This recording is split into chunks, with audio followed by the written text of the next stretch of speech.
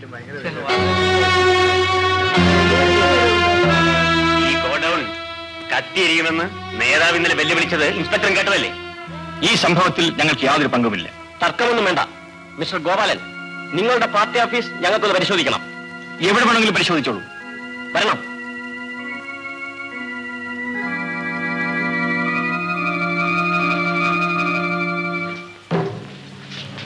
പരിശോധിക്കാം.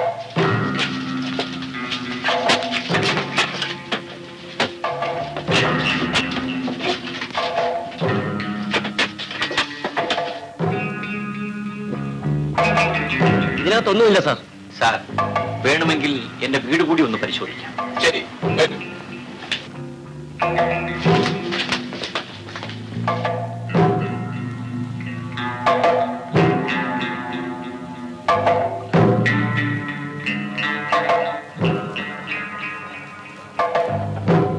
പരിശോധിക്കാം.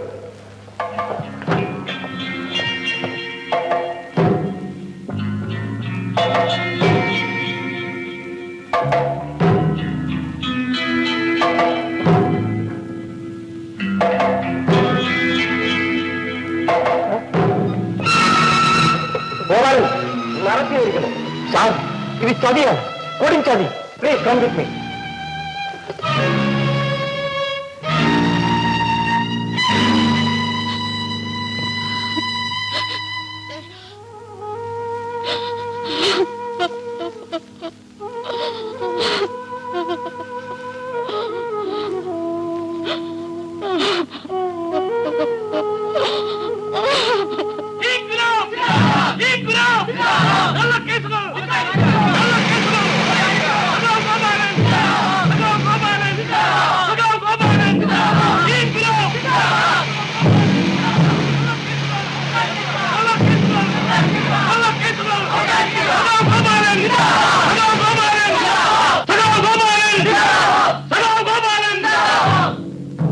വഴിമാറി തരണം.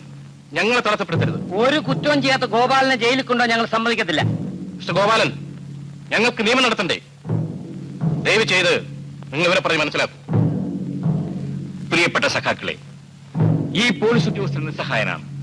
നിങ്ങൾ ദയവായി നിയമം നടത്തുന്നതിന് അദ്ദേഹത്തെ തടസ്സപ്പെടുത്തരുത്. ഞാൻ കുറ്റവാളിയല്ല, അത് എനിക്ക് നിങ്ങൾക്കും അറിയാം. മറ്റുള്ളവരെ നമ്മൾ ബോധ്യപ്പെടുത്തുകയും വേണം. അതുകൊണ്ട് ദയവായി നിങ്ങൾ വഴിമാറി കൊടുത്തേക്കുക. എല്ലാരും വഴിമാറി കൊടുക്കണം.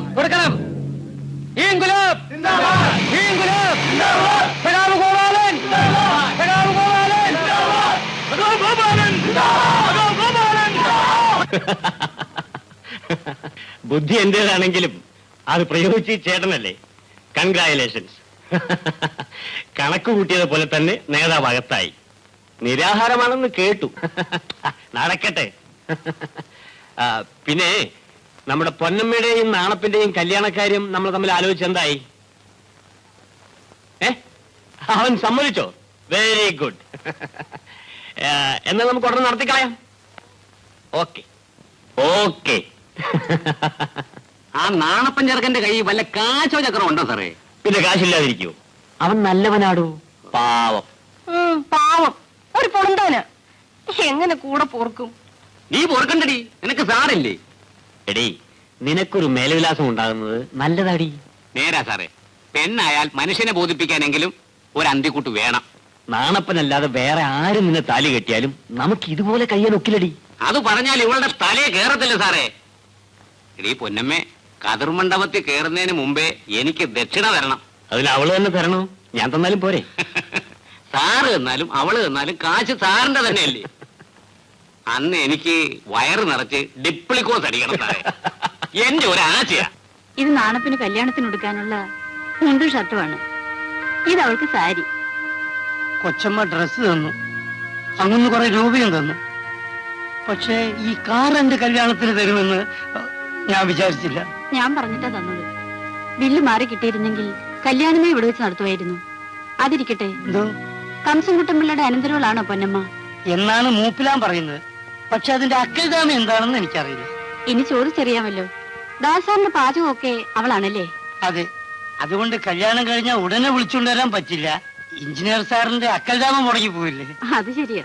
അദ്ദേഹം എങ്ങോട്ടെങ്കിലും സ്ഥലം മാറി കഴിഞ്ഞാൽ ഒരു വീടെടുത്ത് രണ്ടുപേർക്കും കൂടി താമസിക്കണം. എന്നാ ഇനി നീ താമസിക്കണ്ട, കല്യാണം മംഗളമായി നടക്കട്ടെ. കല്യാണം കഴിഞ്ഞ് അമ്പലത്തിൽ നിന്ന് ഞങ്ങൾ നേരെ ഇങ്ങോട്ട് വരുള്ളൂ. അങ്ങുന്നിന്റെയും കൊച്ചമ്മയുടെ അനുഗ്രഹം വാങ്ങിക്കാതെ ഞങ്ങൾ വേറെ ഒരു അക്കൽതാമയ്ക്കും പോവില്ല.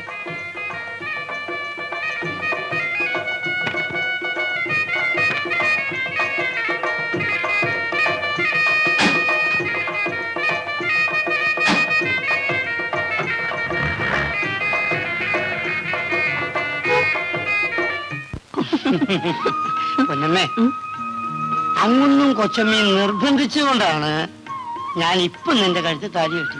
അപ്പൊ എന്നോട് സ്നേഹമില്ലായിരുന്നു? സ്നേഹമുണ്ട്, പക്ഷെ ഒരു ഭാര്യ എന്ന നിലയിൽ ഒരു വീടെടുത്ത് താമസിപ്പിക്കാനുള്ള അക്കൽതാമ എന്റെ കയ്യിലായിരുന്നു. അതുകൊണ്ട് അതിനുള്ള സൗകര്യം വന്നിട്ട് കല്യാണം കഴിച്ചാൽ മതി എന്ന് കരുതി. ഏതായാലും നമുക്ക് രണ്ടുപേർക്കും ജോലിയുണ്ടല്ലോ, കഴിയുന്നതും വേഗം നമുക്കൊരു വീട് വെക്കണം. നിന്നിനി ജോലിക്ക് അയക്കരുതെന്നാണ് എന്റെ ആഗ്രഹം. പക്ഷേ പറഞ്ഞിട്ട് ഫലമില്ലല്ലോ. തൽക്കാലം പകൽ നമുക്ക് ജോലി ചെയ്യാം, രാത്രിയിൽ എന്നും ഞാനിങ്ങ് വരാം. കാശൊന്നും കളയാതെ തന്നെ ഏൽപ്പിക്കണം. എന്തിനേ? നിന്റെ മാമനോടില്ലേ? രണ്ടുപേരും കാശ് എന്നെ ഏൽപ്പിച്ചാ മതി. വേണ്ട വേണ്ട, ഞങ്ങൾ ജോലി ചെയ്യുന്ന കാശ് ഞങ്ങൾ സൂക്ഷിച്ചോളാം, ആരെ സഹായിക്കാൻ വരണ്ട. തല തെറിച്ചവളെ, ഒരു സംബന്ധക്കാരനെ കിട്ടിയപ്പോ നീ മൂട് മറന്നോ? ഒറ്റ താൻ വീക്കുക പൊന്നമ്മയെ, എന്നെ വീക്കുന്നൊന്ന് കാണട്ടെ. ഞാനൊരു കളി തമാശ പറഞ്ഞല്ലേ നാടപ്പ, നീ അതൊക്കെ കാര്യമാക്കോ? എടോ ഡിപ്പിക്ലോസേ, പൊന്നമ്മ ഇപ്പൊ എന്റെ ഭാര്യ. ആരെ? എന്റെ ഭാര്യ. തന്റെ അല്ല, എന്റെ. താൻ അവളെ ഭരിക്കാൻ വന്നാലേ അടിച്ച് തന്റെ അക്കൽതാമ ഇളക്കി കളയും. എന്തോന്ന് അക്കൽതാമ? അപ്പോ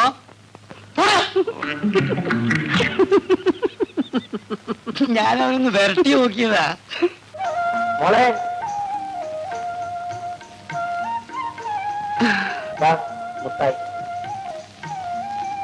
ഇപ്പൊ ഇവക്ക് മാമനേക്കായി സ്നേഹം മുട്ടായിയോടാ. അവൾ എന്തിനെങ്കിലും സ്നേഹിച്ച് പഠിക്കട്ടെ. ഇത് കൊണ്ടുപോയി വെട്ടി കഴുകി വറുത്തും പൊരിച്ചൊക്കെ വെക്കാൻ. ഇന്നെന്താ പതിവില്ലാതെ വലിയ മീൻ? അറിഞ്ഞില്ലേ, ചേട്ടൻ ജാമ്യത്തിൽ ഇറങ്ങുക. ജയിലിൽ 2 ദിവസമായിട്ട് ഗോതമ്പുണ്ടുമായിട്ട് കഴിയില്ലായിരുന്നു. ഇന്നെങ്കിലും വയറ് നിറച്ച് നല്ലതുപോലെ വല്ലതും കഴിക്കട്ടെ. കൂലി കിട്ടാത്ത ഈ സമയത്ത് എന്തിനാ ഇത് വാങ്ങിയത്? കടമല്ലേ, കാശ് കിട്ടുമ്പോൾ കൊടുക്കും. ബില്ല് മാറിയില്ലെങ്കിലും കൂലിക്കുടിശ്ശിക തീർത്തു കൊടുക്കാൻ സർക്കാരിൽ നിന്ന് പണം വെച്ചിട്ടുണ്ട്. അപ്പോൾ സമരം നിർത്താമല്ലോ. നിർത്താം, ഗോപാലൻ കൂടെ വന്നാൽ. മോളെ, ഇന്ന് നിന്റെ മാമൻ വരും.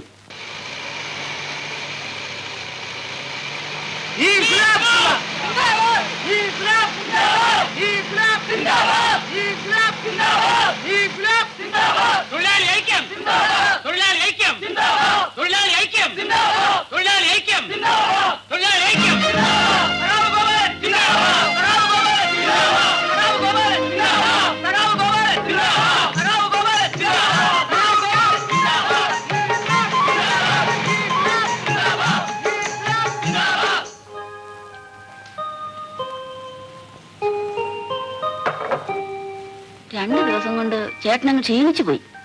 നിനക്ക് തോന്നുന്ന എത്ര പ്രാവശ്യം ജയിലിൽ പോയിട്ടുള്ളവനാ ഞാൻ. എനിക്ക് പേടിയായിരുന്നു. അയൽപക്കത്ത് ആരെങ്കിലും പിടിച്ചു കിടത്താൻ പാടില്ലായിരുന്നു. ബാവ എന്നും രാത്രി ഈ തിണ്ണയ്ക്ക് വന്ന് കിടക്കുമായിരുന്നു. അതെ ചേട്ടാ, എന്നും അരി സാധനങ്ങളും ഒക്കെ വാങ്ങിച്ചുകൊണ്ട് തരുമായിരുന്നു. നല്ല സ്നേഹമുള്ള മനുഷ്യനാ.